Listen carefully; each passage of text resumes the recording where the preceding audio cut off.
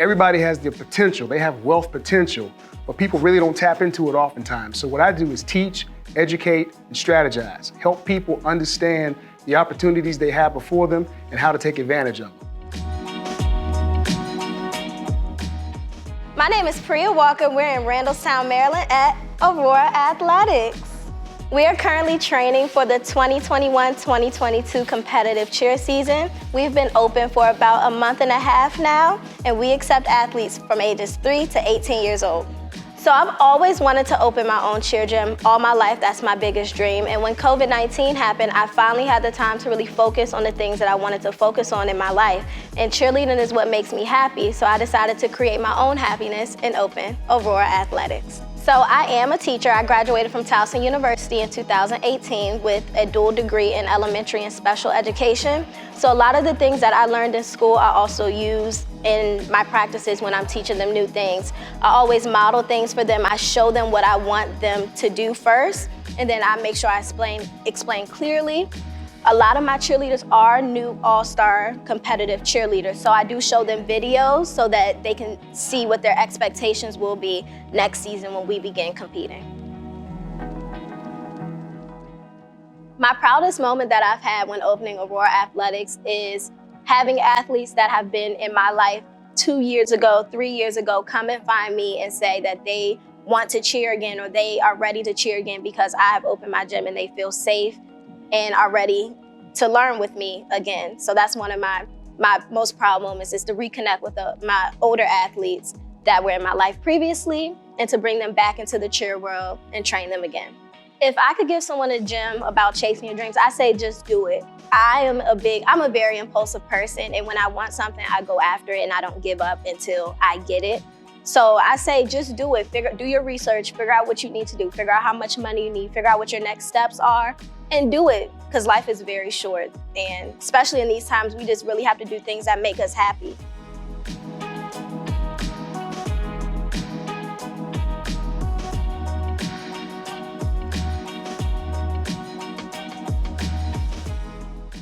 Hey y'all, I'm Tiffany Ann Tomlinson with Tart Consulting, here with Keller Williams Capital Properties. I'm a realtor broker in the area that helps people to buy, sell, and invest in the DMV. So DC is one of those amazing places to invest in. Honestly, we are in what you call a market bubble. Even when the market is shifting, especially through this year, everybody knows 2020, we have experienced honestly the most increase over the past year-over-year sales and volume closed.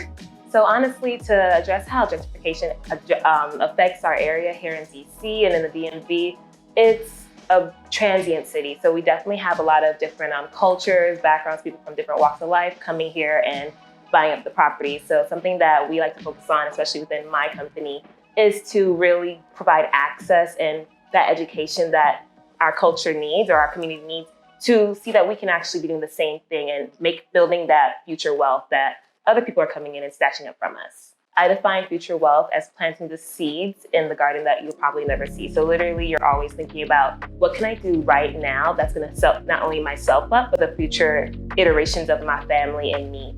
So as a realtor, we definitely are multifaceted. We're handling and bringing together a deal at any given moment. So we have clients that I'm checking in with in the morning. There are properties that I'm checking out in the afternoons, and definitely putting together a lot of communications and connecting people in order to actually consummate what it is that's gonna bring wealth from one person to another person and then record it.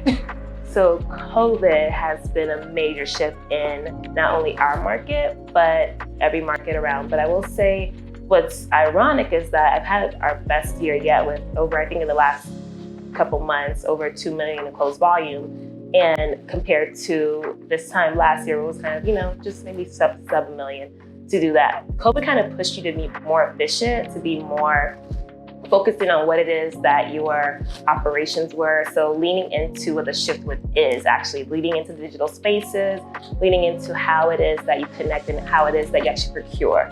COVID forced, I would say, not only myself, but especially Tart Consulting to drill down and become more effective in the use of our time and what we're actually going after to keep our business afloat, and not even afloat, but honestly thriving and successful. So getting into the business, I'm a very academic person, so I definitely thought it was going to be, go get your license, I'm a check boxer. Like, go after it, check your box, get your license, do this. You just sit on actually your degree, or your licensure. But really this business is all about, I wish I would have known, it was more relational, more like actually how to, like, not just networking in a cliche networking way, but actually building real relationships with people and figuring out how you can actually serve them in a way that benefits their life and helps them to reach their goals, as well as which helps you consequently in your business, helps you to reach your goals in anything. So I wish I would have known more about the relational building aspect and not being the check boxer like I normally tend to be. But after I kind of got that down and really linked up with some really great mentors in the space and who really helped me to mold and shape my own practice, my own business, that has really been the leverage I needed to kind of take off.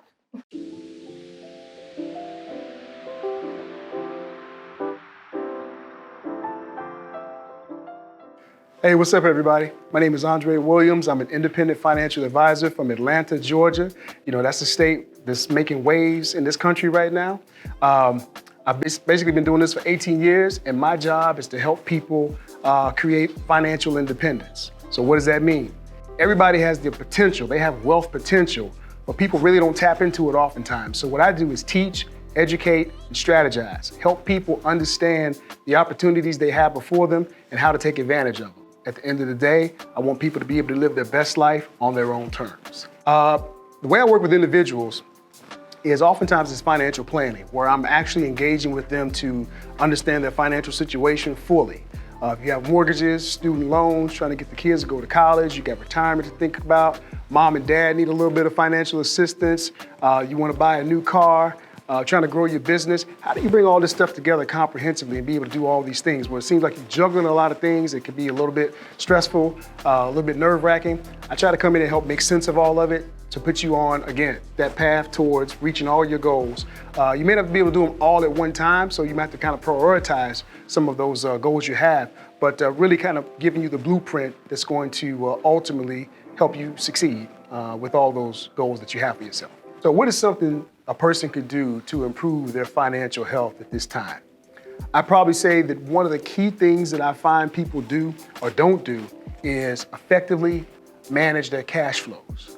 And the reason why they don't manage their cash flows is because they take their incomes for granted. I've got this check, 2 weeks from now I'm gonna get another check, or if I get paid monthly, so I can spend all this and I know I'm gonna re-up in about another month or so. That is, to me, very detrimental. Obviously, we can see with the pandemic, some of y'all's incomes might have changed. The bonuses you were getting, the comp structure has changed. You might have been furloughed. You might be laid off right now. But if you effectively manage your cash flows better, that's probably the first step that you could take to actually improving your overall financial health. So that gets to the basics, a budget. Not only a budget, but a budget you actually stick to. People think that they have a budget in their head, but if you go out and see how they spend, look at their credit cards, look at their bank statements, there's a lot of frivolous spending that takes place, and they're not managing their cash flow. What you want to have is every dollar accounted for on a monthly basis. So if I make $8,000 this month, then every single dollar, that $8,000, some of it's going to bills, some of it's going towards cash reserves, some of it might be paying off debts or what have you.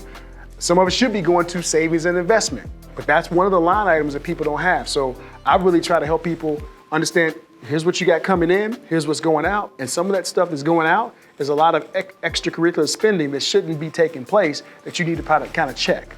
So if you do that and start actually having more discipline with your money, you'll find down the road that you'll be in a better cash position from a cash reserve perspective, as well as a wealth position from asset accumulation. So if you want to contact me, I'll put my number out there. Y'all can call me. Y'all, we connected. Y'all my peoples.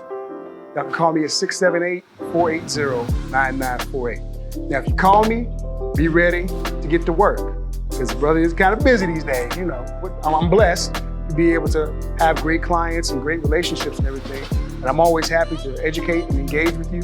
So feel free to give me a call, email me, and we can have a conversation.